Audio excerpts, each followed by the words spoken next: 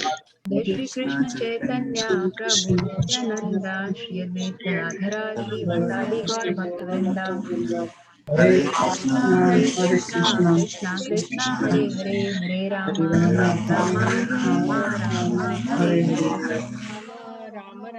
हरे हरे। मूकं करोति वाचालं पंगुं लंघयते गिरिं यत्कृपातम् अहं वन्दे श्रीगुरुं दीनतारिणं परमानंद माधवं। श्री कृष्ण चैतन्य हरे कृष्णा। Welcome everybody. हरे कृष्णा प्रभु जी, दंडवत प्रणाम। Prabhuji, you added some new people. Who are those people on the group from the family? हाँ, ये हमारे सारा भांजा भांजी है। अभिजीत प्रभु जी is the Abhijit Prabhuji ko I recognize, yes. And then Mirdula is the one, I don't think she has ever turned her on video, but she's the eldest niece.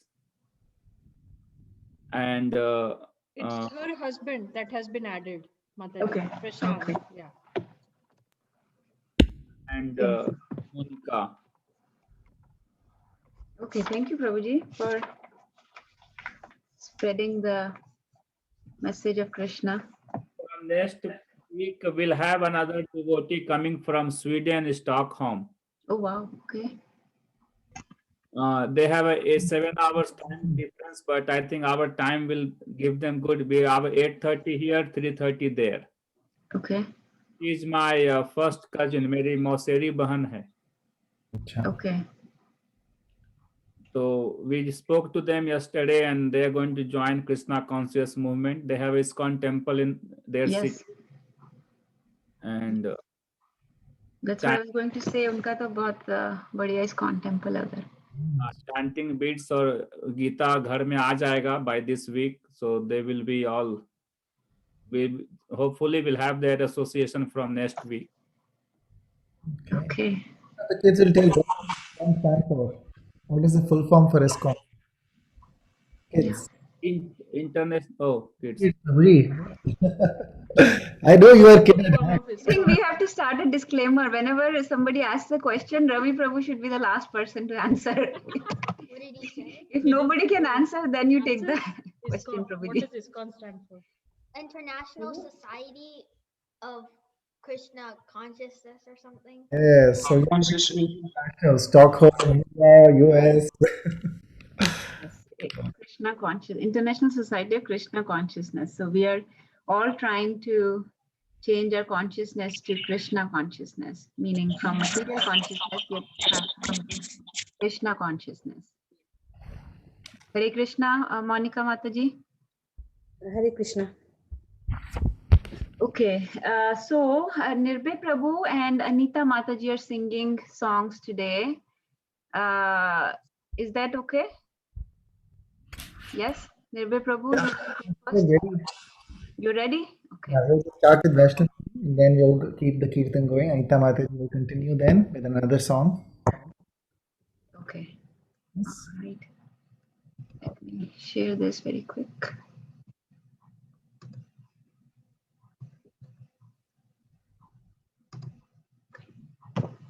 Let's read very quickly the translation so we know what we're singing. So this is a very nice song by Narottam Das Thakur. Can you see my screen now? Yes.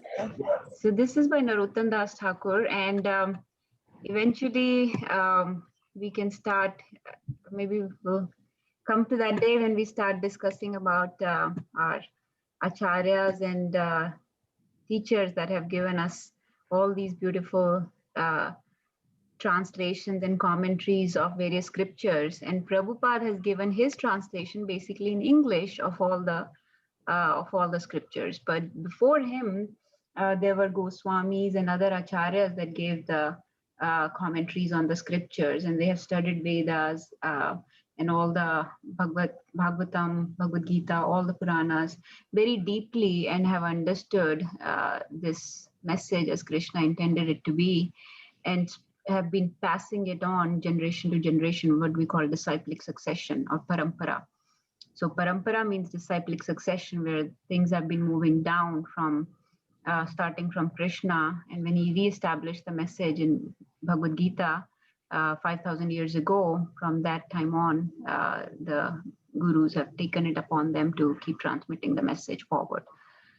So they're pure devotees. They are on a very high platform, very exalted platform, and that's why I would encourage everyone to try to learn some of these songs, read their meanings, and that's why we try to do more and more Vaishnava bhajans. You might be wondering, I thought I'll address this in this meeting today, why we sing only these Vaishnava bhajans. They seem very difficult to sing and to understand. So why do you think anybody would care to? Why are we trying to sing more Vaishnava bhajans and not anything else? India is a land of bhajans. There are too many songs. Yes, Mataji. Because we are trying to achieve the best.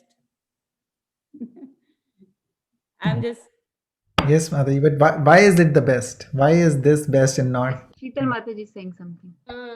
It you usually sing the glories and of Krishna in the bhajan. But other songs also sing glories, like the songs are full of glories of Ram or Krishna or other avatars or their pastimes, their qualities. All the other songs also sing of those things. So So are they not Vaishnava bhajans then? So I think one thing is because you pray to Krishna, so if similarly you sing the glories of Krishna, so not all the demigods and the other gods, you know. If you sing the praises of Krishna, then you get to everybody's, you know. I would Because they're composed by the devotees, maybe. Yeah, I think Sheetal Mata is reading my mind. I was going to tell the same thing first because we talk about the glories of Krishna. She said it. Then I thought the second one that it is composed by all the devotees of Krishna. She said the same thing. This is called the fairy length. Whatever I think she understands. Hari Bol. Yes, Prabhuji. So other songs are also sometimes talking about glories of Krishna, and we're not saying not to sing songs of other demigods. Demigods are also devotees of Krishna. We always sing praises of the devotees. They're very, very high platform, other demigods. So obviously there is no problem in singing their praises, as long as you understand that you're singing their praises, understanding them to be the devotees of Supreme God and trying to reach or trying to please the devotees. So if you're singing in that mood that I'm trying to please the devotees, then it's definitely okay to sing for praises of demigods. But if you are singing because you're asking for material benefits from demigods, or if you're singing because you're treating them as the Supreme God, then that's not the right consciousness. The right consciousness is, I understand that you are one of the pure devotees of Supreme God. So help me achieve the love of Godhead. Make me your servant. So you're trying to become the servant of the servant of the servant. That is the mood. So if you're still in that mood, then yes, that is okay. But coming back to the point why we are singing Vaishnava bhajans and not other bhajans, like Sheetal Mataji said, they are composed and sung by the devotees. So the difference is these devotees are the people that have committed a lot of austerities. They have practiced all this. Bhagavad Gita teaches everything, whatever it teaches, they have implemented it in their life. They have not only implemented it, they have propagated the message of Krishna. So they are very, very dear to Krishna. So Krishna consciousness basically means the sar of Krishna consciousness is to please Krishna. So if whenever we have any doubt of what we are doing, we have to understand, is this going to please Krishna? If you're in doubt, should I go this way or this way? So think of which way would please Krishna, right? So these devotees have pleased Krishna the utmost. They have implemented the message of Bhagavad Gita. They have translated the literature, all the Vedas. They have spread the message. They have gone through so much dangers like Prabhupada to spread the message. they have deeply understood and imbibed all this knowledge in them. So when we are singing their songs, we are trying to please these devotees. You are at such high level, make me your servant. So you are singing their songs because it will please those devotees. And those devotees are the ones that have pleased Krishna, and it will please Krishna to sing their songs.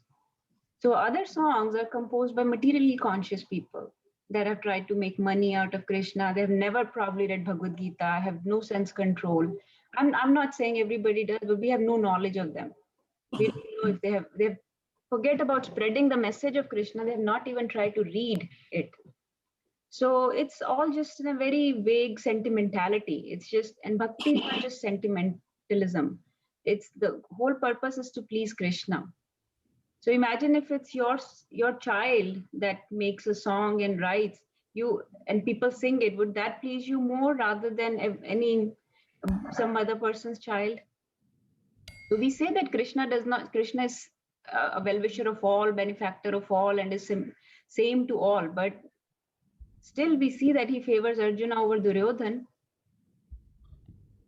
So, so that is our consciousness. We're trying to imbibe the consciousness of those great acharyas that have gone to so much length, so much danger, so much austerities to give us all this knowledge. So that's why we try to sing their songs. And ultimately the goal is to just please Krishna and please Prabhupada. So imagine Disciplic succession. in the disciplic succession, the goal, imagine if Prabhupada was to come to your house today, would he be interested in listening to any other songs or anything? So he was committed to the goal that acharyas, the Shad Goswamis had set, and this was their legacy. Like Prabhupada's legacy is his books, right? So this is the legacy of these acharyas and Goswamis. Prabhupada used to say that my purports are my devotional ecstasies. So these songs are the devotional ecstasies of these great, great devotees. So I just wanted to highlight that why we do this, because it seems hard, and it took me a long time to understand this myself. You can also We even say that even the Vaishnav bhajans, if they are written, but they are sung by people for money and for that, not just for pleasing Krishna, then try to avoid them. So just because, like how we say the consciousness goes in what we eat, like we are eating prasadam, trying to eat, and the consciousness of the person cooking it actually goes in it. So that's why when we are preparing prasadam, we should be listening about Krishna, we should be having a bhajan in the back. Our consciousness goes in the food that we eat, and we become what we eat. We have heard that, right? So just like that, for the people who are singing the songs, then we who have written those songs, who are singing those songs, so we try and imbibe from them, from the senior devotees, their consciousness, their mood, they're trying to understand. And we see that all the Vaishnav bhajans, if we see, they are very in line with the teachings of the Bhagavad Gita. So we can, when we read them, the meanings, purports, it is actually what we are trying to follow in this process anyways.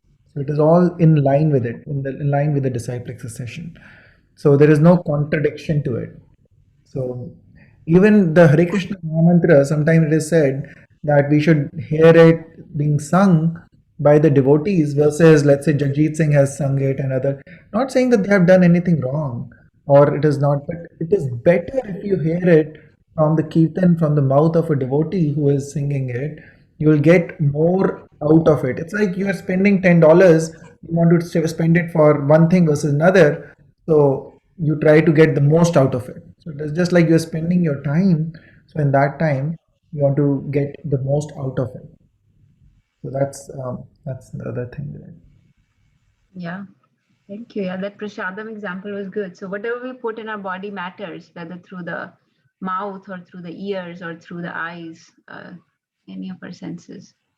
So, okay, anybody has any questions about that? I know that it is can be a little bit hard to understand. No, Mataji, so you explained it so good. It makes sense because, and the prasadam example clarified much better, because the consciousness in this bhajan has come from the devotees who are really at the very highest level. So by just reading and singing those bhajan, we are actually getting some part of those consciousness, which will help us to progress toward Krishna consciousness. That's our whole goal of getting up in the morning on Sunday, 8 o'clock and joining here. So yeah, Prashadam example reminded me of, how Prabhupada used to make gulab jamuns. So they were called, when he used to make them, they were called ISKCON bullets. That's how a lot of people got attracted, because he would initially just give them gulab jamun, right? So imagine eating gulab jamun from Prabhupada's hands that he made himself and offered to Krishna, and then you're eating, versus going to a shop and buying gulab jamun and eat. Maybe those gulab jamun will taste better if you go to a shop and eat, because they're being made by a professional chef. Maybe they taste better, but imagine eating from the ones that Prabhupada made. So all the bhakti that went into it, how it was offered to Krishna. So that is the difference between this song and other songs. Maybe the other songs we understand better. So it is good for our sense satisfaction. Oh, we understand him. It's in Hindi. We have heard it many times. So the music sounds very pleasing. But then this is cooked by the devotee with his own original sentiments for Krishna, pure love for Krishna. So that is the difference. Okay, let's start the song without any further delay. Anybody would like to start reading? From Yeah, okay, translation. Go ahead. Would kids like to take turns and read 1 through 6? Mataji, can we go in ascending? Start with Navya? Yes. Go. Okay. It will be easier to know. Okay. Navya, go ahead. Can you read this? The divine couple, Sri Radha and Krishna, is my life. In life or death, no other refuge but them. Athar. Athar, would you like to read? Sir is still sleeping, Mataji. I will read on his behalf. Yes, Madhuri, go ahead.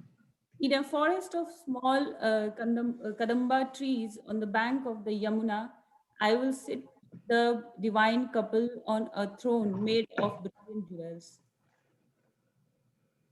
Okay, who's next? Is it Avni?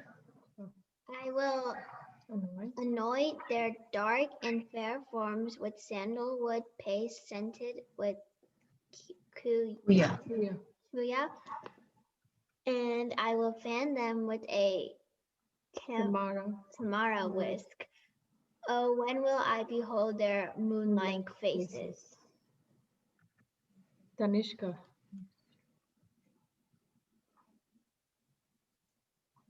After stringing together garlands of Malti.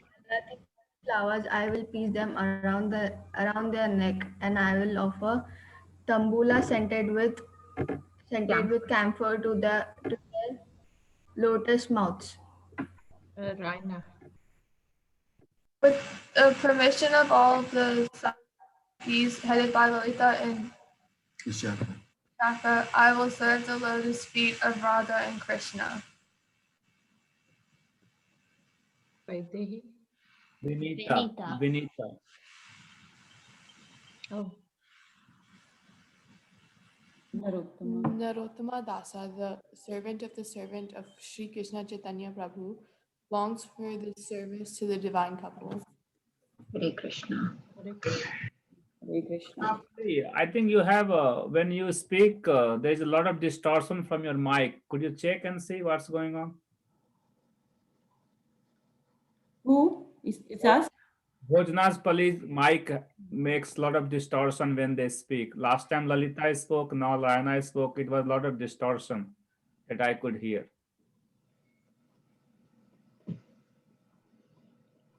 Okay. Anirban Prabhu, can you start? I had a question. What is tambula? Tambula is the pan. Oh, okay. So I'll offer the tambula scented with, okay. Yeah. Their mouth. Okay, very cool. Camphor is the kapoor. Camphor is kapoor, then Tamar is the like a fan that they पंखा झूलते हैं ना पीछे बड़ा सा. okay. Okay. Radha Krishna प्राण मोर जुगल के Radha Radha Krishna Krishna Pran Mora Jugal Kishore Radha Krishna प्राण मोरा Jugal Kishore Radha Krishna Pranamura Jugal Kishore दीवाने मराने गति हरो नहीं मोर Divane Mara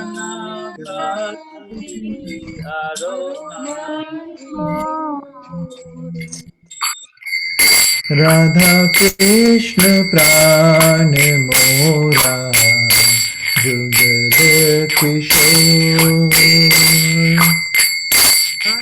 Radha Krishna Pranamura Jugal Kishore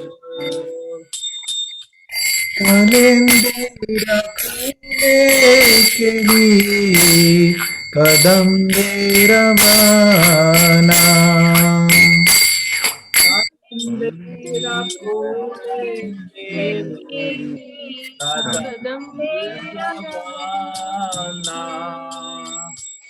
Kadam कलेंदर के लिए कदम मेरा माना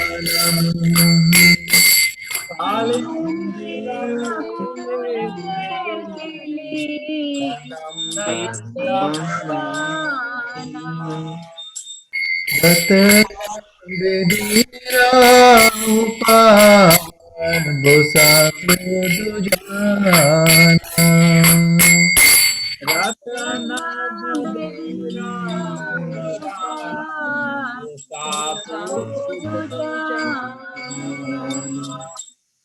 रत बेदीरा उपान बोसा दुजाना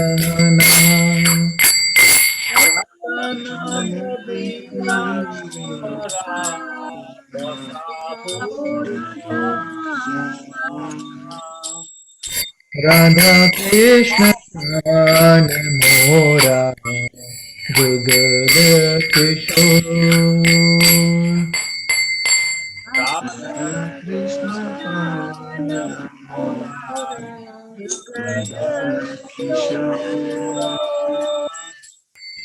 राधा कृष्ण प्राण मोरा Jugal Kishore Radha Krishna Pranamura Jugala Kishore Shyam Gauri अंगे दिवो चंदनेर गंधा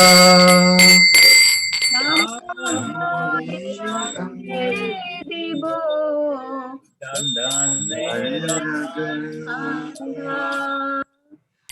श्याम गौरी अंगे दिवो चंदनेर गंधा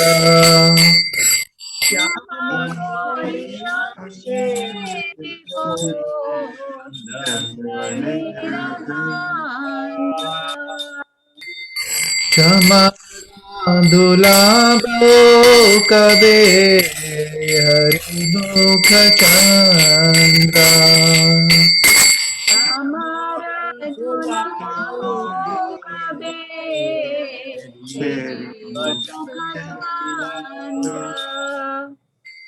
क्षमा दुलाबो कबे हरि मुख चंद्रा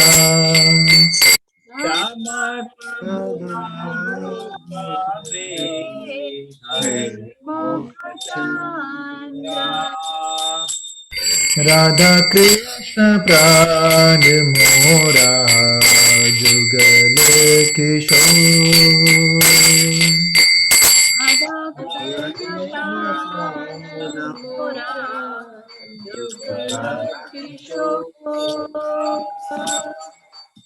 राधा कृष्ण प्राण मोरा Jugal Kishore Krishna Prana Mora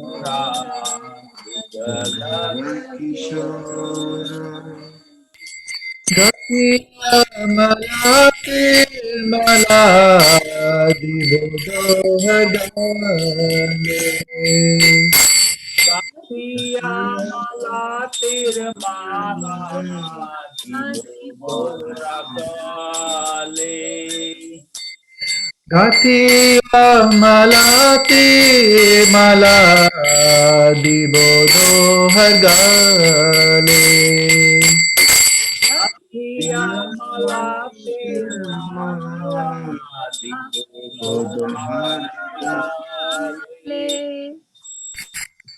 अधरे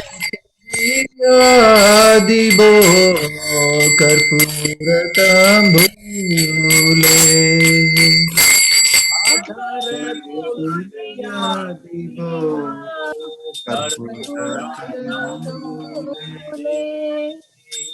अधरे Tulia दिवो कर्पूर तांबूले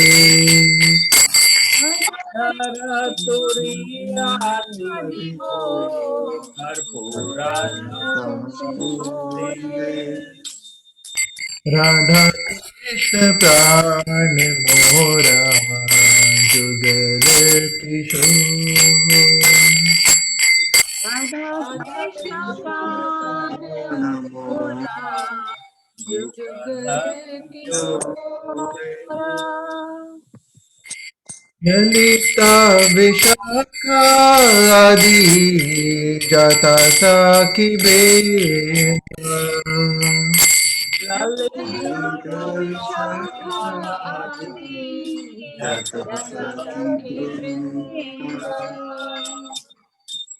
ललिता विशाखादि जाता साखी बेंदा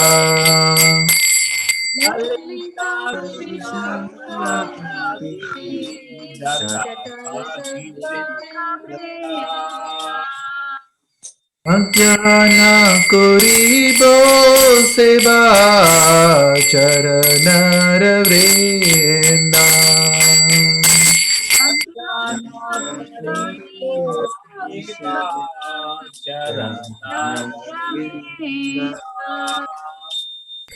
अज्ञान करिबो सेवा चरण वृंदा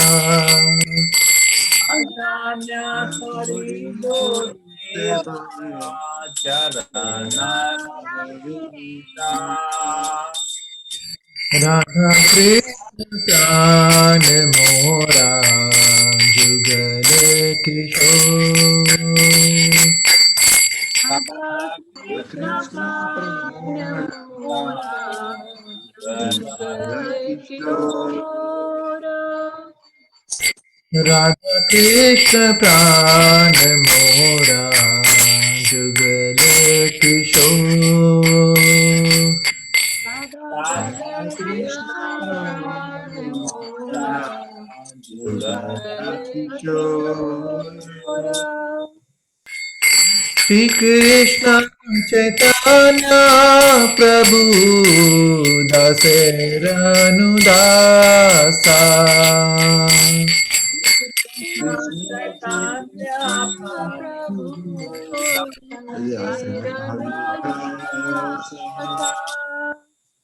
श्री कृष्ण चैतन्य प्रभु दासरनुदासा Krishna Chaitanya Prabhu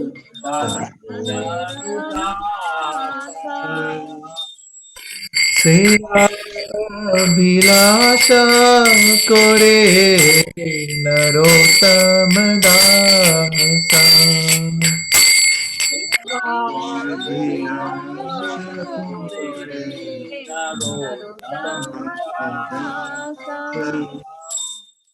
सेवा अभिलाषा पुरे नरोत्तम दासा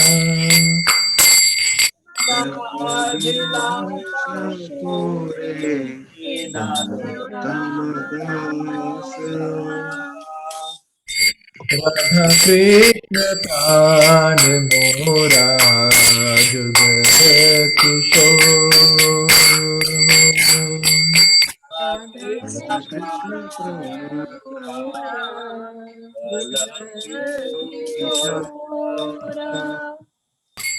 राधा कृष्ण प्राण मोरा जुगल किशोर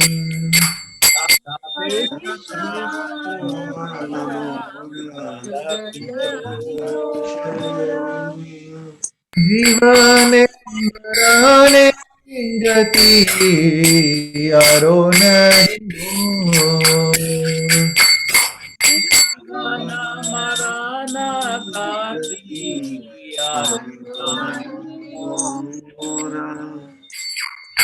राधा कृष्ण प्राण मोरा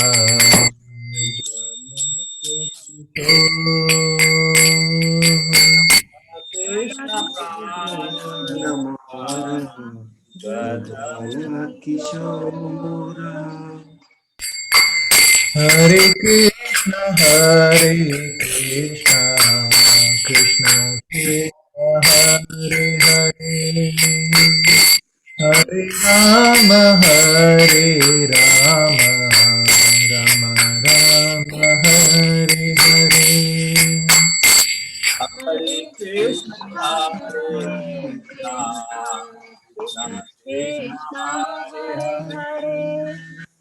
Hare Rama, Hare Rama, Rama Rama, Hare Hare. Hare Krishna Krishna Krishna Hare Hare Hare Ram Ram Ram Hare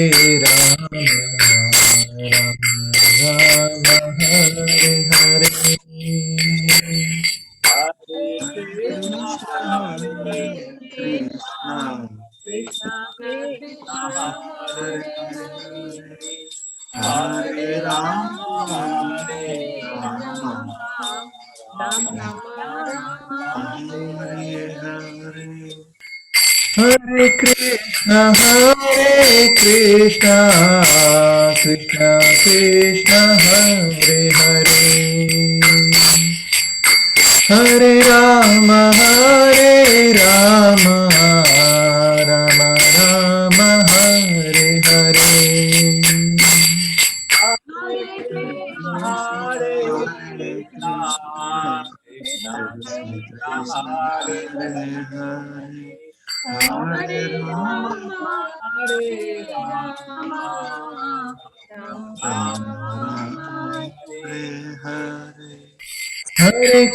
Hare Krishna Krishna Krishna Hare Hare Hare Ram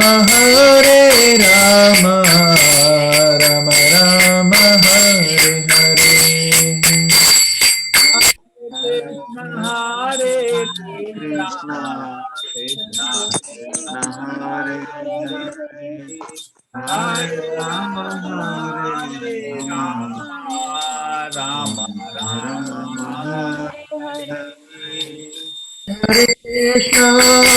Hare Krishna Krishna Krishna Hare Hare Hare Ram Ram Ram Hare Hare Krishna, Hare Krishna, Krishna Krishna, Hare Hare, Hare Rama, Hare Rama, Rama Rama, Hare Hare.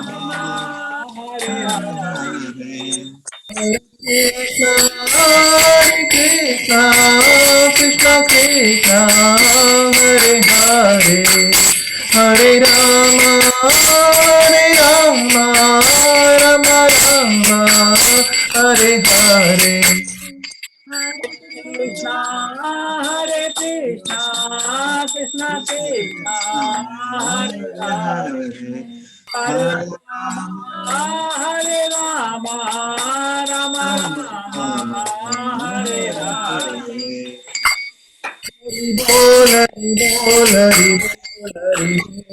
Hari Bol, Hari Bol, Hari Bol, Hari Bol.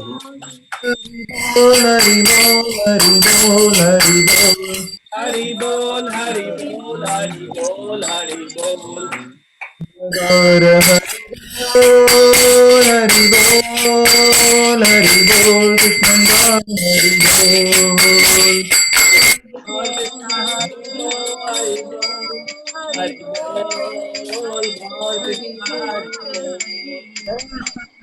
Hari Bol. Hari Bol. Hari Bol.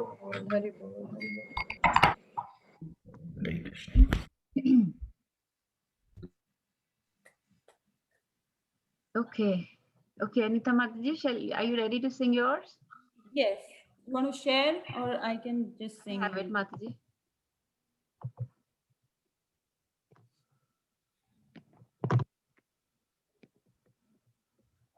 Is this right? Yeah.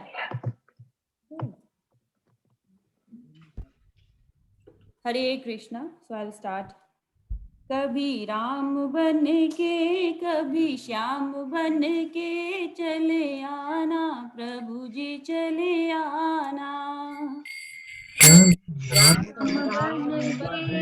कभी श्याम बन के चले आना प्रभु चले आना कभी राम बन के कभी श्याम बन के चले आना प्रभु जी चले आना कभी राम बन के कभी श्याम बन के चले आना प्रभु जी चले आना तुम राम रूप में आना तुम राम रूप में आना सीता साथ लेके धनुष हाथ लेके चले आना प्रभु जी चले आना राम रूप में आना तुम राम रूप में आना सीता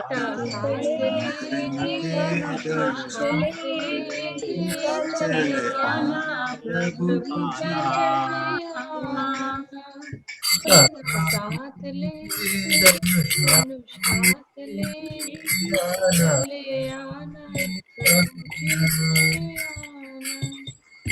श्याम रूप में हाथ लेके चले तुम श्याम रूप में आना राधा साथ लेके मुरली हाथ लेके चले आना प्रभु जी चले आना श्याम रूप में आना तुम श्याम रूप में आना राधा साथ लेके मुरली हाथ लेके चले आना प्रभु जी चले आना साथ लेके मुरली हाथ लेके चले आना प्रभु जी चले आना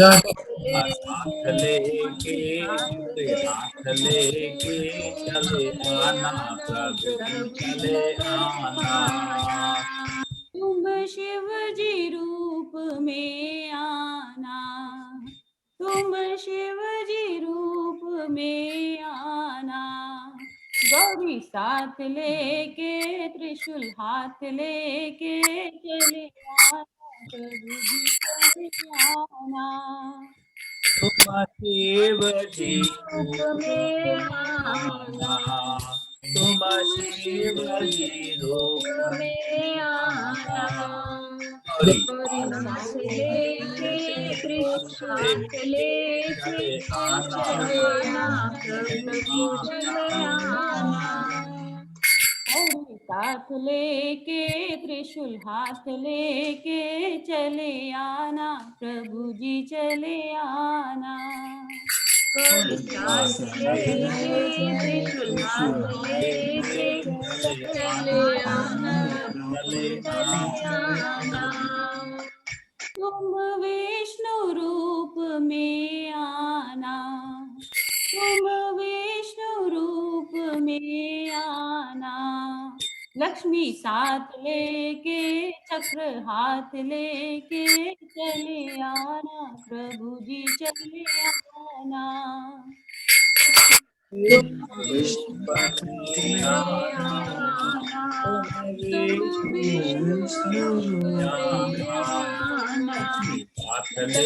साथ लेके चक्र हाथ लेके चले आना प्रभु जी चले आना। लक्ष्मी साथ लेके चक्र हाथ लेके चले आना प्रभु जी चले आना। साथ लेके चक्र हाथ लेके चले आना प्रभु जी चले आना। तुम गणपति रूप में आना, तुम गणपति रूप में आना।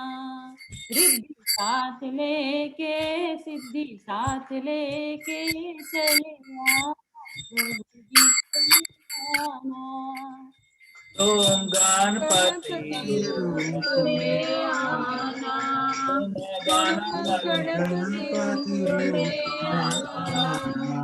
रिद्धि साथ लेके सिद्धि साथ लेके चले आना प्रभु जी चले आना। रिद्धि साथ लेके सिद्धि साथ लेके चले आना प्रभु जी चले आना। रिद्धि साथ लेके सिद्धि साथ लेके चले आना प्रभु जी चले आना। कभी राम बन के कभी श्याम बन के चले आना प्रभु जी चले आना। राम बन के कभी श्याम बन के चले आना प्रभु जी चले आना। कभी राम बन के कभी श्याम बन के चले आना प्रभु जी चले आना। कभी राम बन के कभी श्याम बन के चले आना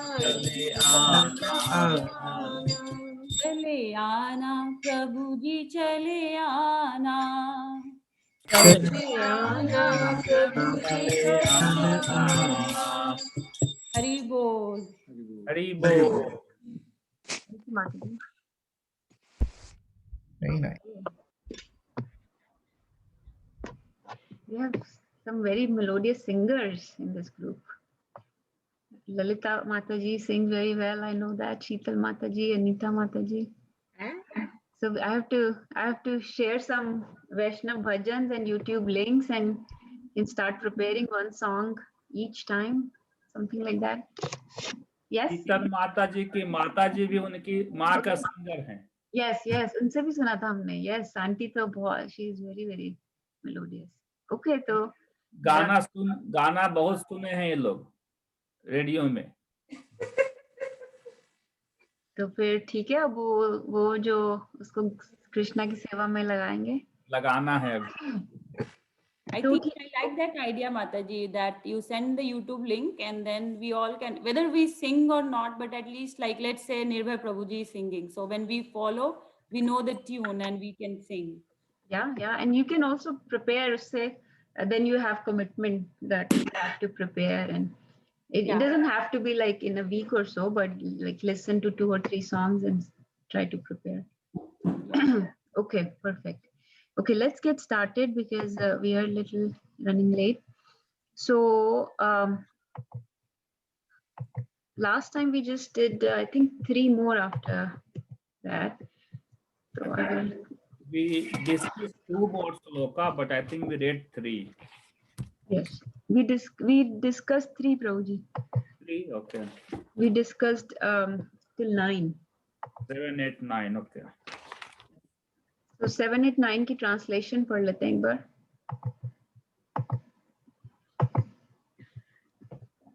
Okay. Can somebody read 7, then 8, then 9? We can't see your screen. Oh, hold on.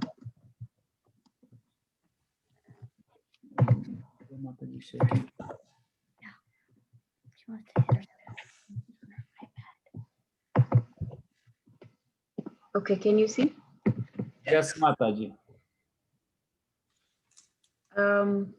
Okay, let's have grown-ups read this time. Murli Prabhu, will all the Prabhus like to read? Yeah. So text 7. Therefore, Arjuna, you should always think of me in the form of Krishna and at the same time carry out your prescribed duty of fighting. With your activities dedicated to me and your mind and intelligence fixed on me, you will attain me without doubt. 31st.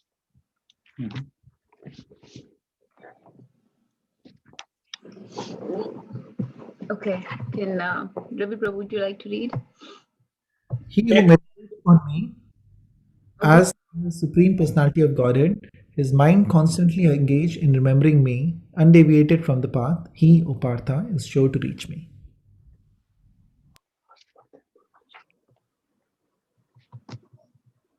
Okay. Vinay Prabhu. Okay. Go ahead. One should meditate upon the Supreme Person as the one who knows everything, as he who is the oldest, who is the controller, who is smaller than the smallest, who is the maintainer of everything, who is beyond all material conception, who is inconceivable, and who is always a person. He is luminous like the sun, and he is transcendental beyond this material nature. Hare Krishna.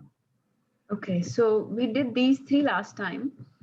So I'll just in one line summarize each so we can keep moving. Text 7 is the same thing, same information about Karma Yoga that Krishna has discussed before in chapter 2nd, 3rd, 5th, many times. That in all activities, always think of me. So basically, whenever you do always thinking of Krishna, whatever you do, and carry out your prescribed duty of fighting. So for us, whatever we do, we always think of Krishna and dedicate all our activities to Krishna. So like I was saying before, basically Krishna consciousness means to please Krishna. So when you do your activities in the consciousness that I'm trying to please Krishna, it will become very easy. So I'm not doing the activity for myself. I'm not doing it for some kind of goal, like money or fame or position or power or something. When you do an activity to please God, then as a dedication to God, like as a prasad offering to God, then that activity does not stay material anymore. It becomes transcendental. It becomes spiritual. So all your activities can become spiritual, just like the food becomes prasadam when we offer to Krishna and then eat, right? So everything can become Krishnized if you offer first to Krishna. So similarly, your activities can first be dedicated to Krishna, meaning do it in that consciousness that I'm doing it for Krishna to please. So whenever you're in doubt, what should I do? You always think, what would Krishna like me to do? How would it please, which one would please Krishna more? And so use your mind and intelligence, whatever resources, abilities have been given to you, use all them in service of Krishna, fix them on Krishna, and you will attain me without doubt. So this is, if you read, I feel like every time I read these such significant shlokas, it looks like this is the whole message of Bhagavad Gita combined all together in one shloka in 3 lines. So with everything used in service of Krishna, you attain me without any doubt, Krishna says. So that means if everything in our life is dedicated to Krishna, then you attain Krishna. And that is our whole purpose, is to attain Krishna. And then Krishna further elaborates in text 8 that if you meditate on me, Your mind is constantly meditate does not mean that you just have to always sit in samadhi, sit in dhyan, and always thinking of Krishna. We should spare some time to do that also. But your mind, a person who is engaged in various duties, their mind is constantly engaged in Krishna. Undeviating from the path is sure to reach me. So he's basically elaborating on the same thought process, that your mind is constantly engaged on me. And if you remember in chapter 3rd, Krishna had said that it looks like when you look at a materially conscious person and a Krishna conscious person, both of them are doing various things. Both of them are engaged in various duties. It's not like a Krishna conscious person has taken sannyas. He's also a grasta. He's in his family life. He's going to his job, doing his duties, carrying out social and community responsibilities, taking care of his kids and family, everything. And so is a materially conscious person. But the consciousness is different. So the Krishna conscious, both of them are engaged in duties, but the Krishna conscious person's mind is constantly engaged in Krishna. He does not, without any deviation, he keeps it fixed on Krishna through all those various engagements, during all those various activities. And that is why that person is able to reach me, Krishna says. Text 9 basically elaborates why are we meditating on Krishna? Because Krishna says that I am the supreme. He says, I am the supreme, I am the knower of all things, I am the cause of all causes, I am the maintainer and sustainer of everything. I am the supreme controller. I'm inconceivable. We talked about this. I don't know if, I know some of you listened to the class from last time. We talked about inconceivable or achintya aspect of Krishna, things that cannot be understood by about him. So he's smaller than the smallest, right? And yet he's all pervasive. He's inside everybody. He's inside every atom, every molecule of this material cosmic manifestation. And he's in spiritual sky as well. So how come he's so smaller than the smallest atom, and yet he's everywhere? So has no beginning, no end, all those qualities. How can that be possible? So all those things are inconceivable to us because we are thinking from material conception that, okay, if something is small, then it is very small. If something is big, then it is very big. But we cannot imagine something that is small and big at the same time. We cannot imagine something that can be a person and yet all pervasive at the same time. So those things are inconceivable or achintya to us. We cannot understand something that is similar to us in its spiritual quality and yet different from us. So we talked about the achintya bheda bhed philosophy last time. Would somebody like to briefly describe what that philosophy means, achintya bheda bhed?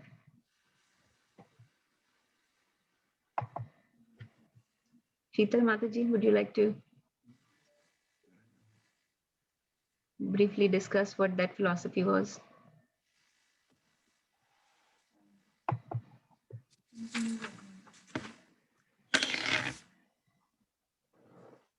You're on mute. Describe कर दीजिए माता जी. हाँ, you can do it, माता जी. अच्छा, और कौन बता सकता है? Anybody else? It's if Sheetal is not doing that. Yes. On my notes, it's not that I do remember because I took good notes. So. Yes, Lalita, please go ahead. It's the achintya abheda. Achintya is inconceivable. Abheda is the spiritual, where he's eternal, knowledgeable, and blissful. Satchitananda. And then Veda is like the difference, the inconceivable differences that we were talking about. His small Anu as Energy is Durga. Yes, Prabhuji. Okay. Yes, Prabhuji. Exactly right. So Durga Devi has this task of keeping us here in control, and she's like the jailer of this material world. So what does the Trishul represent? Of Durga Devi, she has a Trishul, right? Is it the three modes? Three modes of material nature. Yes, that's how she keeps humans, the living entities in check by the three modes. It keeps us bound by that. Just a jailer keeps the person inside the jail, he's got his, whatever guns, bait, or whatever he has to keep them in check. Just like that, Durga Devi has got these three moods of material nature. And it is such a beautiful jail that nobody wants to come out. That is the problem. She doesn't really need, you don't see her hitting people but it's the three modes of material nature that it is actually so strong that you don't even know that you are being persecuted. So people don't even realize it. They want to stay inside. Okay. So I think this is, I understand, a little hard to remember or understand, but we at least have some ideas, so we'll keep talking about it more and more. We still have about 10 chapters to go, so a long journey. But let's keep reading. The next three shlokas are a little bit more to do with yogic situation of life, like people that are very austere and very highly elevated in the yoga system, like Ashtanga yoga, Hatha yoga, which is not any of our situation. So these are not very much applicable to our situation, but in order to understand everything that Krishna has proposed in Bhagavad Gita, let's read all of this, but we'll quickly go over these. So Vinay Prabhu, would you like to read this one? One who at the time of death fixes his life hair between the eyebrows and by the strength of yoga with an undeviating mind engages himself in remembering the Supreme Lord in full devotion will certainly attain to the Supreme Personality of Godhead. Okay. Avinash and Abhishek, will you read 11 and Text 11. Person who are learned in the Vedas, who utter Omkara, and who are great sages in the renounced order enter into Brahman. Desiring such perfection, one practices celibacy. I shall now briefly explain to you this process by which one must attain salvation. Text 12. The yogic situation is that of detachment from all sensual engagements, closing all the doors of the senses and fixing the mind on the heart and the life air at the top of the head. One establishes himself in yoga. Hare Krishna. Hare Krishna. Let's read one more. Abhijit, would you like to read number 13? Text 13. After being situated in this yoga practice and vibrating the sacred syllable Om, the supreme combination of the letters, if one think of the Supreme Personality of Godhead and quits his body, he will certainly reach the spiritual planets. Okay, thank you. I think we could read 14 also. Okay. 14, 15, 16 are super, super important. So yes, we can read all three actually, why not? 15, 16, I think we should make a goal to memorize. There is no way to not memorize. I think even adults should memorize number 15. Dukhalyam Ashashrutam, that's the one that is quoted in 15. Everyone should know this one. Okay, yes, so let's say Monica Mataji, Manisha Mataji, would you like to read 14 and 15? Yes. Text 14. For one who always remember me without deviation, I am easy to obtain. O son of Pratha, because of his constant engagement in devotional service. Text 50. After attaining me, the great souls who are the yogis in devotion never return to his temporary world, which is full of miseries because they have attained the highest perfection. Okay, and one more. Let's see who. Nana Prabhuji, would you like to read number 16? From the highest planet in the material world down to the lowest, all are places of misery wherein repeated birth and death take place, but one who attains to my abode, O son of Kunti, ever takes a birth again. Never. Never. Never takes.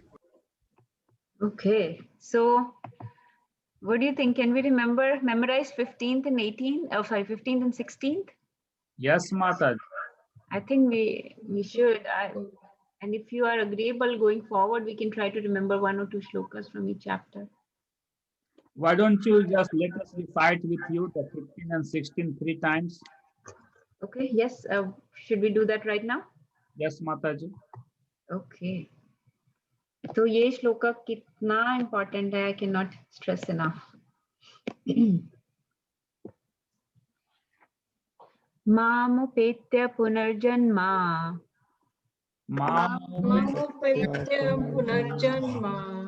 दुःखालयम् अशाश्वतम् नाप्नुवन्ति महात्माना संसिद्धिं परमं गता मामुपेत्य पुनर्जन्मा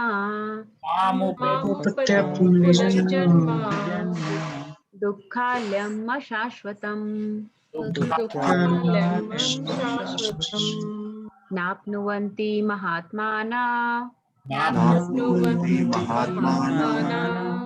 संसिद्धिं परमं गता मामुपेत्य पुनर्जन्मा दुःखालयम् अशाश्वतम् नाप्नुवन्ति महात्माना संसिद्धिं परमं गता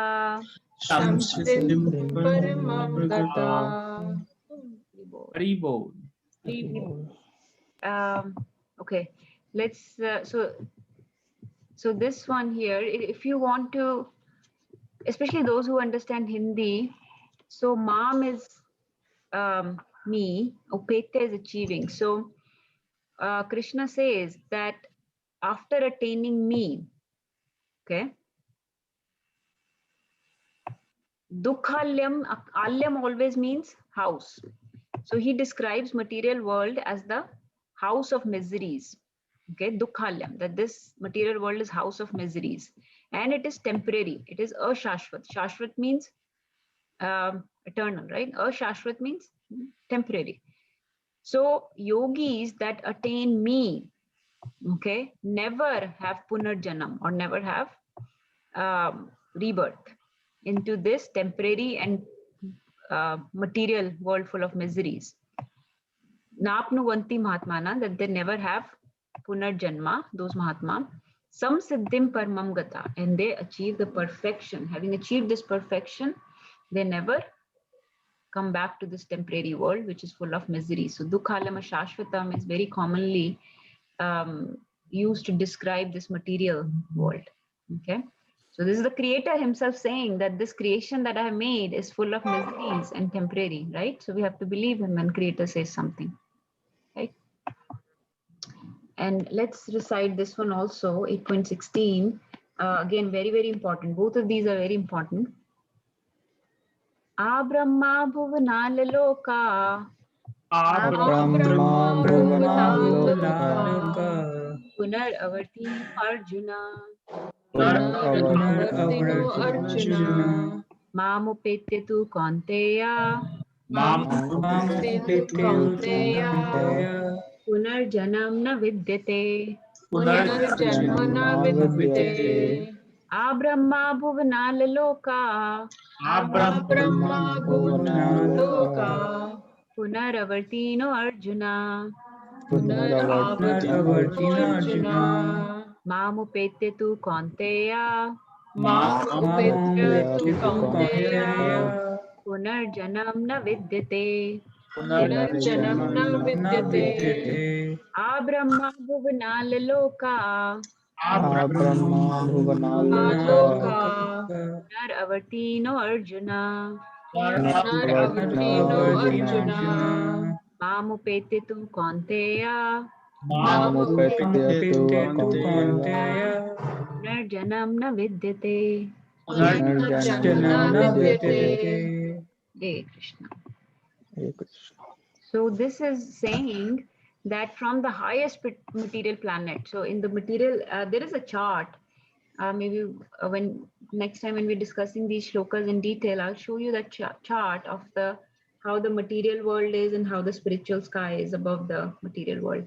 But in the material creation, in the material manifestation, the highest planet is that of which god, which demigod? Brahmaloka. Brahmaloka, right? Brahmalok. So Brahma's planet is the highest. So Krishna is saying Brahma. So from the Brahmalok planet to Brahma Bhuvanaloka to the Patalok, like all the material planets basically, up to the Brahmalok. You will come back.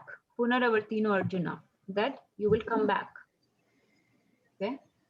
Mam upette tu Kaunteya. But after having achieved me, Punarjanam na vidyate. Then you don't come back. Then Punarjanam does not, birth never takes place. So, but one who attains to my abode, son of Kunti, never takes birth again. So if you go to even the highest planets or to the lowest, they're all places of misery wherein repeated birth and death takes place. Sorry.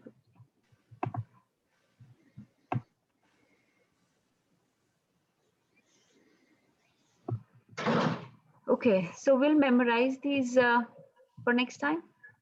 Yes, माता जी हो गया, समझ लीजिए कि हो गया. Okay, thank you, Prabhuji.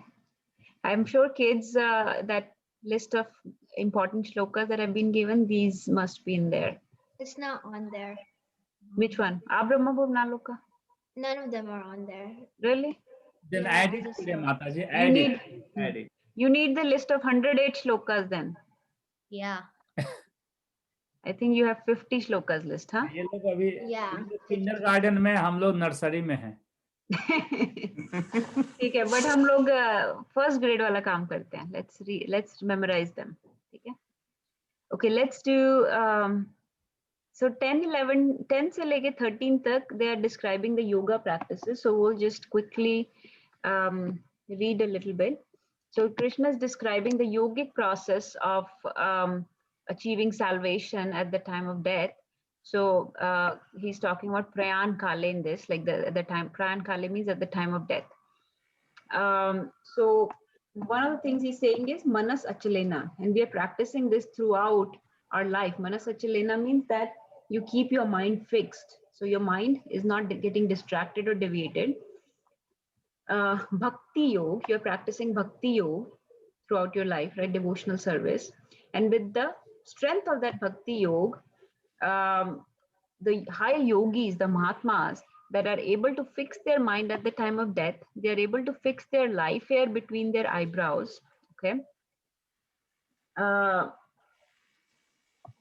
This part here about the fixing the life hair between the eyebrows, this is part of Ashtanga Yoga. And we have talked about this in 6th chapter in Dhyan Yoga, where people that have full knowledge of their chakras, they can align their chakras properly and orient their life forces in such a way that the whole body is in balance. So this is called Shat Chakra Yoga, Sat Chakra Yoga. So this is meditation on the 6 chakras, and they're able to focus their life hair between the eyebrows. Such devotees or such yogis, Krishna is saying, I'll show you the translation, will certainly attain the Supreme Personality of Godhead. So if you're skilled in that kind of yogic system, where you can align your chakras, your life hair, life forces, you can completely focus your mind, then with the strength of your yogic practices, you will be able to achieve the Supreme Personality of Godhead. Now in purport, Prabhupada says that this system of yoga needs a lot of practice. Okay, this is something that is very difficult for us to achieve because we are not able to focus our mind on nothingness. We are not able to align our chakras and our life air between the eyebrows. So it is hard, but if we can at least try to sit in meditation every day for some time, we can achieve some amount of dhyan, some amount of balance of our chakras and life airs. Whether we can do this at the time of death is hard to achieve, but we are following the Krishna conscious process. So Prabhupada says that by following bhakti yoga, you don't need to follow these kind of ashtanga yogic processes. And then Krishna further elaborates the process that these people, so these austere people, ascetics that are able to perfect such kind of yogic system, they're also highly knowledged in Vedas. They're learned in the Vedas. They utter Omkar, so they make the Om sound. They are in the renounced order of life. Okay, these are all the qualities of these yogis that are able to achieve such perfection. So these are the qualities of such a yogi, that he's learned in Vedas, he utters the sound of Omkara, they are in the renounced order of life, and they practice celibacy. So practice celibacy meaning no sexual relationships, right? And those people can achieve such perfection and achieve salvation. And Krishna says, I will now briefly explain to you this process by which one may attain salvation. So this is the kind of yogic system that is being described by Krishna. Now remember that the shlokas that we just read, in those he says to just focus his mind on him in remembering Krishna. And in future verses also he will say to just focus on me. And with bhakti, with devotion, you chant my names, you remember me in all things that you do, whatever activities you take up, you surrender them unto me, right? And in that consciousness, you will be able to remember me at the time of death and reach me. But he also gives various alternate paths for different types of people. And this path has been given for the very highly elevated yogis that can practice such kind of meditation, that can control their life forces and chakras and everything. So this path is given for them. This path is given for renounced people that may be brahmacharis or sannyasis. So they're celibates, right? We are actually in grasth order of life. So we are not in renounced order. We are not practicing celibacy. We are not learned in Vedas, right? So all those things, we do not meet these qualifications actually. So this system, that's why I said we'll quickly go over these, because this system is not really meant for us. If we can practice some of these things, then that's good. But for the most part, it will be very hard to develop that kind of asceticism or austerities for us. And in the next one, he elaborates that process of salvation. So he says that such a yogic person is detached from all sensual engagements, closing all the door of senses, right? Sarv dwarani sanyam. So sanyam of the senses, or control of all the doors of your body, meaning all the senses are the doors to our bodies, right? Our eyes, our mouth, our nose, our ears, genitals, all those are the working, and the karmendriya and the jnanendriya working in the knowledgeable senses, and they are the doors to our body, right?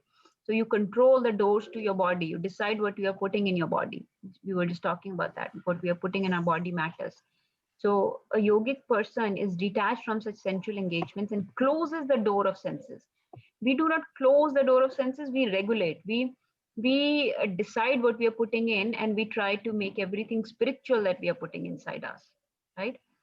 Fixing the mind on the heart and the life air at the top of his head, one establishes himself in yoga. So again, Krishna is elaborating on that yogic process, where how you fix your mind on the heart and your life air at the top of the head and establish in the yoga. So the problem with all of these things is, and Prabhupada talks about this in the purport, that this is a very difficult path, okay? This is more for people that are following the brahmacharya ashram or the sannyas ashram. They're living with their spiritual master under their constant guidance, right? They are acquiring all the knowledge from the authentic sources. They are living a very austere life where they minimally eat, minimally sleep. All activities are just for the purpose of spirituality, right? So this path is very difficult for us. So for us, we have to see, being in Grahastha ashram, what is the right path? And that path Krishna will come to eventually. And he's already mentioned that a few times before. But for us, that path is to remember, to hear, to chant, right? To eat prasadam, to read scriptures as much as we can, to stay in the association of devotees. So as a grasta, those are the things that we can do to make our life more and more spiritual and be able to remember Krishna at the time of death. Anybody remembers this shloka from this chapter that we read a couple classes back? We don't remember.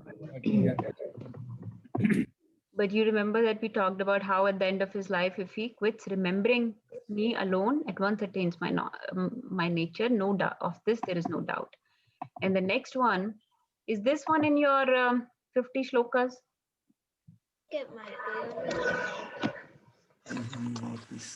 If not, you may want to mark it. 8.5 and 8.6, they're both in there. Yeah. So both of those are also very important. So whatever state of being one remembers when he quits his body, O son of Kunti, he will attain without fail. And we had recited this a few times in that class. Yam yam vapi smaran bhavam tyajte ante kalevaram tam tameveti konteya sada tad bhava bhavita. So for us, we have to remember that we have to remember Krishna when we quit the body. For us, that is the import of all of this. Whether we are able to fix the life hair or fix the mind on top of the head or life hair in between the eyebrows, those things, whether we can do or not, whether we are able to learn the Vedas in our life or not.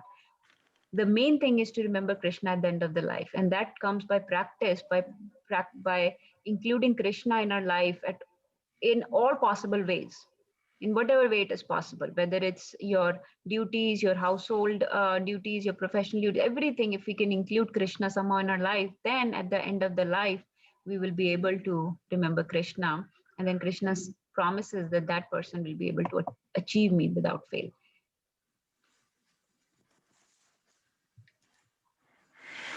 And then this was a shloka from 4th chapter, which I just wanted to, it's been a long time since we did the 4th chapter, ages ago. Ye yatham, you know this one? With Avni? Okay. Ye yatham mam prapadyante tams tathaiva bhajamyaham mam vartamanu vartante manushya partha sarvasha. That as all surrender unto me, I reward them accordingly. Everyone follows my path in all respects. So, however, the reason I mentioned this is, however one surrenders to Krishna, one reaches him, right? In whichever way you pray to Krishna. So if, let's say you are trying to remember Krishna at all times, then you will reach Krishna. If you're trying to remember, if you have more inclination towards, let's say, Brahman concept or merging into the nothingness, then you will reach that Brahman effulgence, right?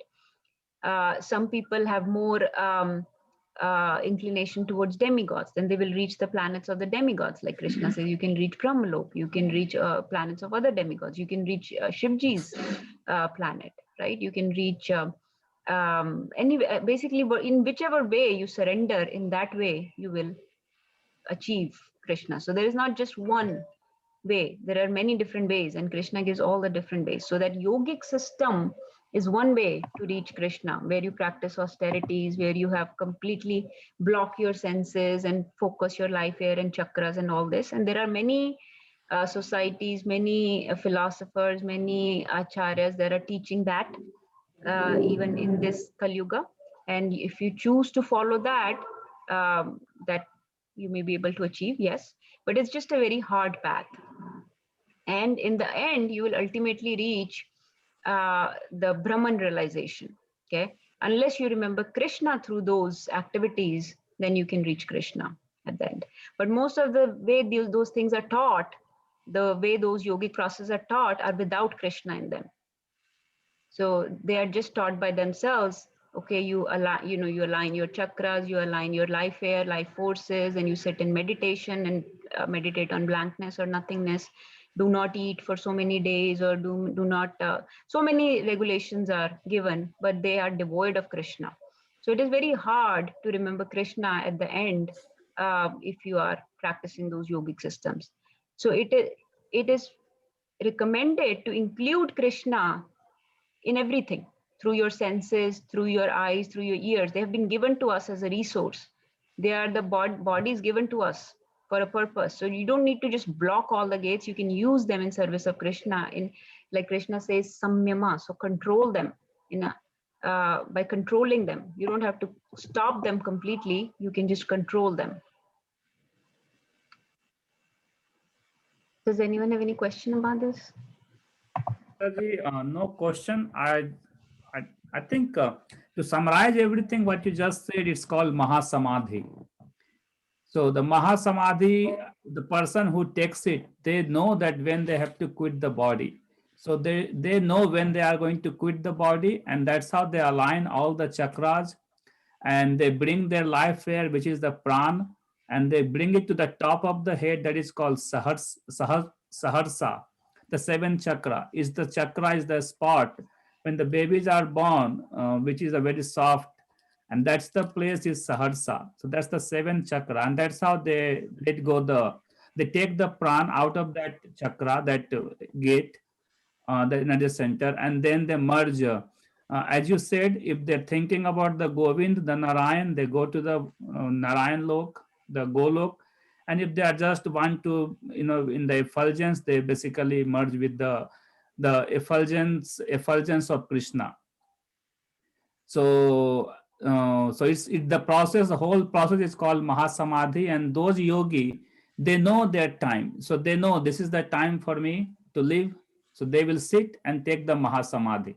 They are not like us, where we don't even know when my final exam is coming, when I'm going to die. So that's why we have to satatam nityam dhyan karna hai. But if we know that, okay, we can control these all 9 gates that we have in our body, first control it, then close it. And after we close it, so all these Mahasamadhi, I think I've been reading in Bhagavatam story, it was very popular, and almost every yogi and almost all the king who ruled over the planet Earth, they took the Mahasamadhi. But that was the Satyug, when people lived 10,000s of years. So that's why Prabhupada has said that this is very difficult in this, when we don't even live 100 years. So the easiest and the shortest one is the bhakti, where we can, every day we can remember Krishna and keep him in the center, work for him, all our prescribed duties, and we are going to get the same result. So since we are not born in Satyug, it is like, once, probably, like very rarely person can go in the Mahasamadhi now. But it's not that it has not happened. Mahasamadhi has been taken by few people that I know, the real people, and it just happened in 1990, somewhere around that time. So people still can take Mahasamadhi, and there is a way to do it.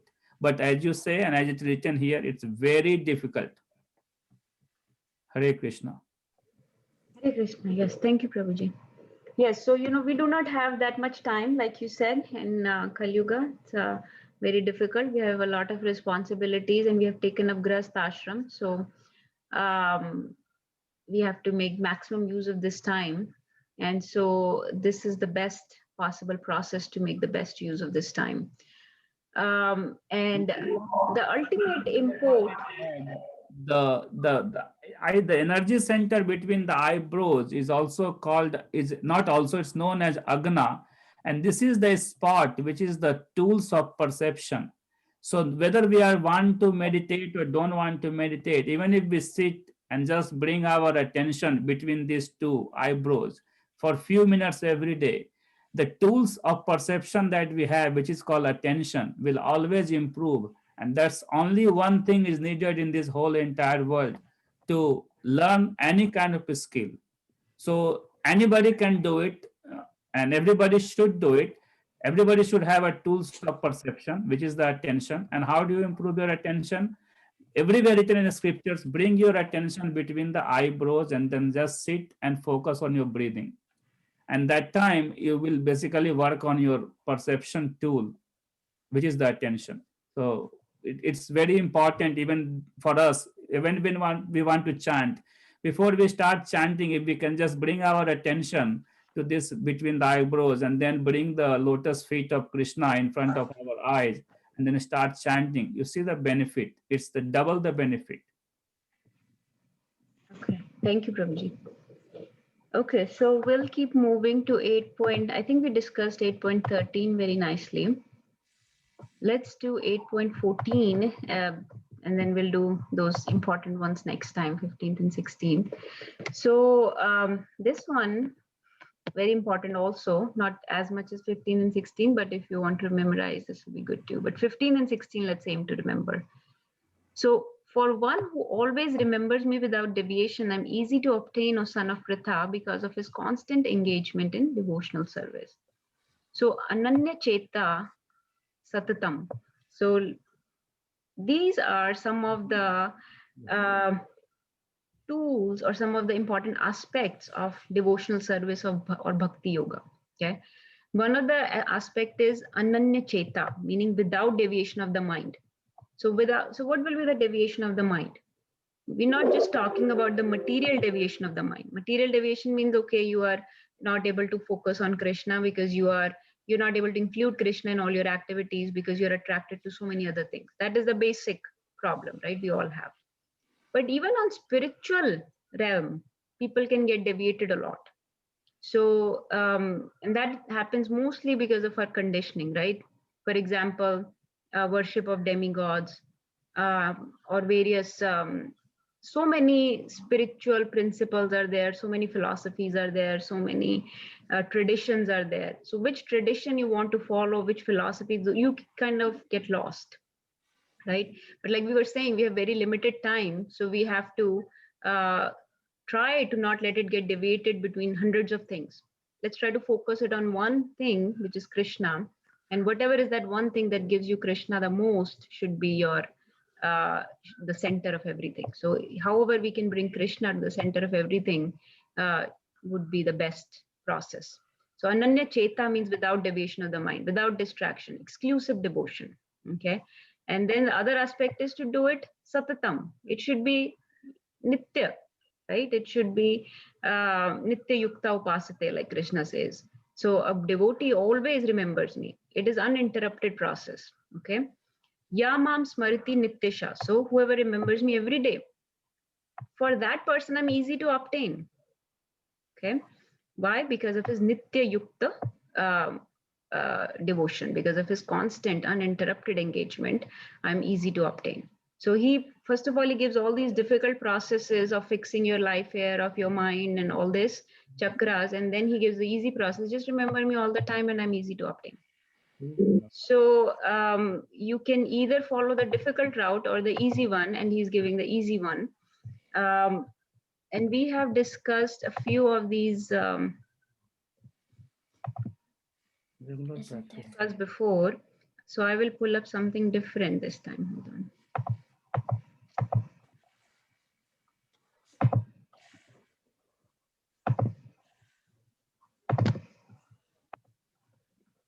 Okay, I think, is Navya still there?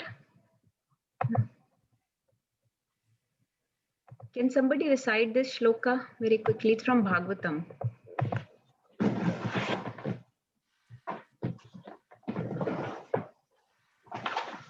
Vai puspam paro dharmo to bhaktira dokshaje aher yukta aparthat apratihata yayatma suprasidati.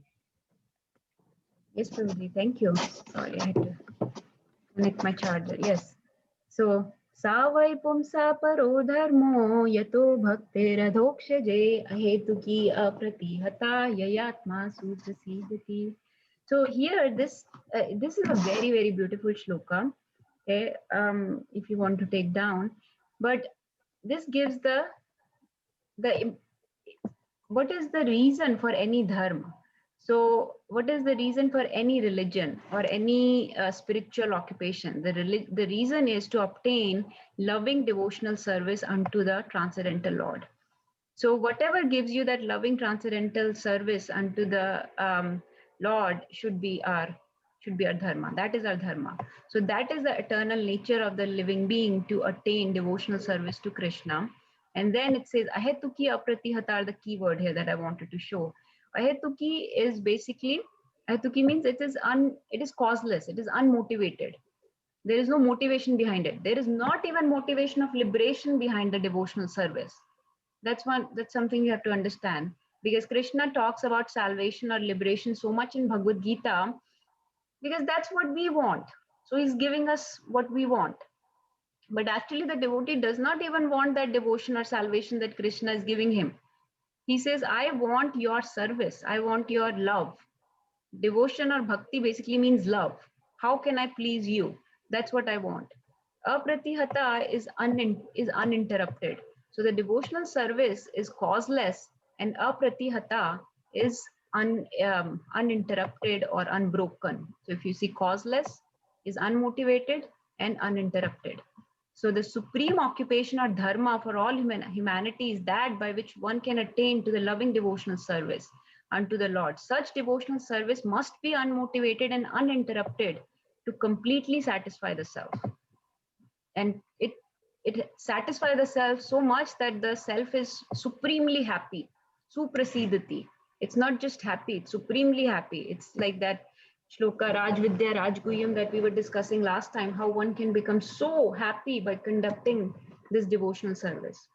So that is the platform we are trying to achieve, where we are uninterruptedly, unmotivatedly devoted, not even the motivation of liberation like the pure devotees have. Okay, and the other yogic processes do not give us that supreme happiness. The suprasidati that is promised here is only possible with bhakti yoga. And whatever religion, whatever process connects you to that supreme bhakti is basically the true nature. It is a true religion. It is our eternal nature to be Krishna's servant.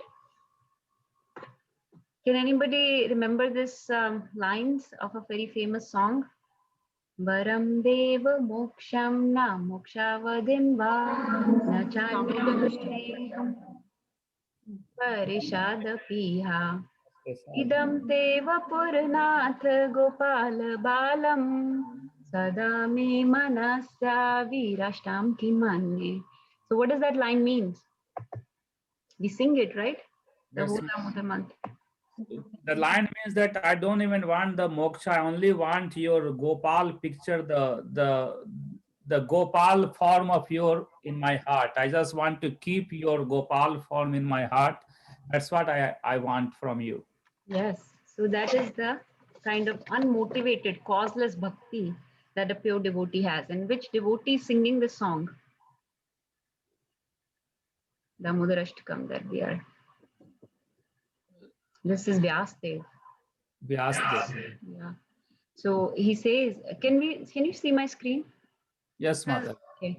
I do not. इसको font बड़ा कर दीजिए. Very tiny. It says, I do not pray to you for the boon of impersonal liberation, nor the highest liberation of eternal life in Vaikuntha, nor any other boon which may be obtained by executing the 9 processes of bhakti. I simply wish that this form of Bal Gopala may ever be manifest in my heart.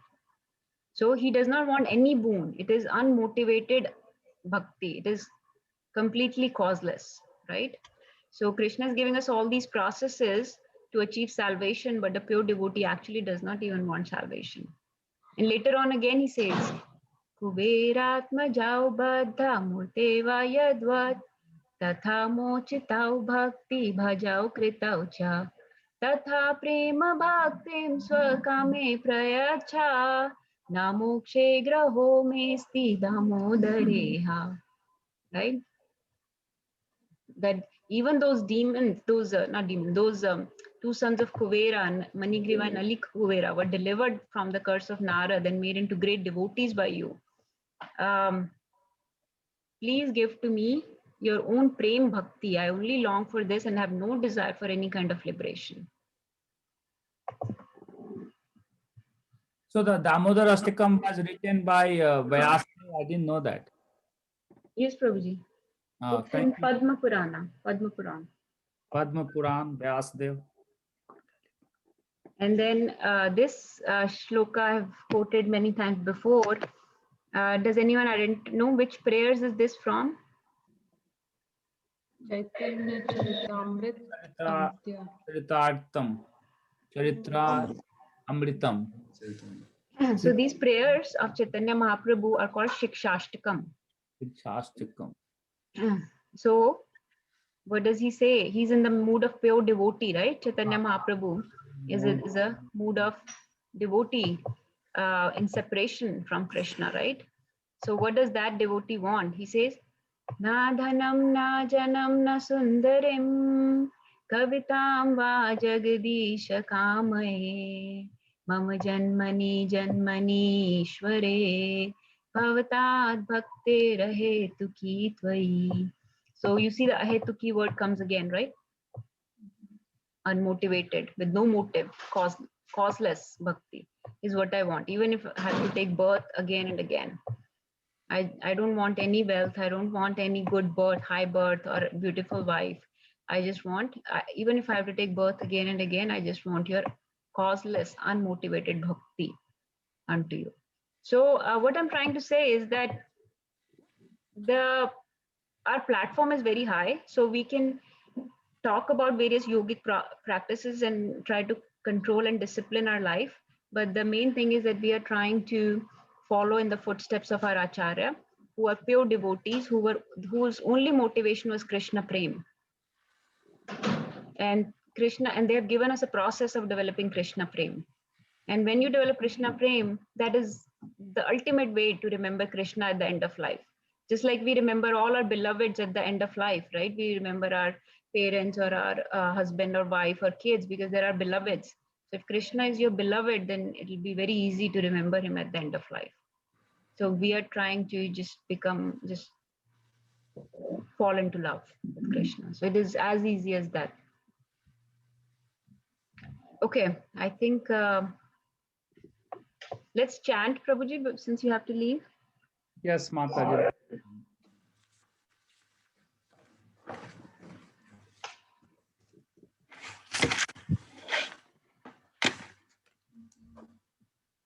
Is everybody? Huh? Does anyone have any question?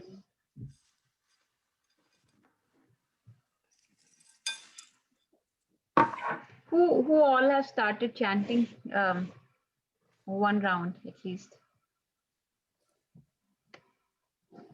One round.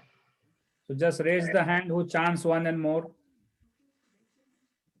Oh, wow. Raina does too, I know that, right? Look at Murli Prabhuji. Look at Hari Bol Murli Prabhuji. Hari Bol. Good. Raina, I thought you were chanting. I was, and then I kind of stopped. Okay. There is no going backwards. There is only going forward, okay? Even in material life, we keep moving forward only, right? So this is more important than all of that. Now we'll pray for all other devotees who haven't started chanting yet, that may Krishna shower his blessing on them, so they will also get the chanting mood. Hare Krishna. But yes, at least chant here in our congregation. Anita Mataji, you have the beads now, right? You said? Yep. And you said you were chanting a few rounds every day, right? Yeah, I am doing 3 rounds now, like 2 in the morning and 1 in the night. Okay. Very cool. Perfect. Oh.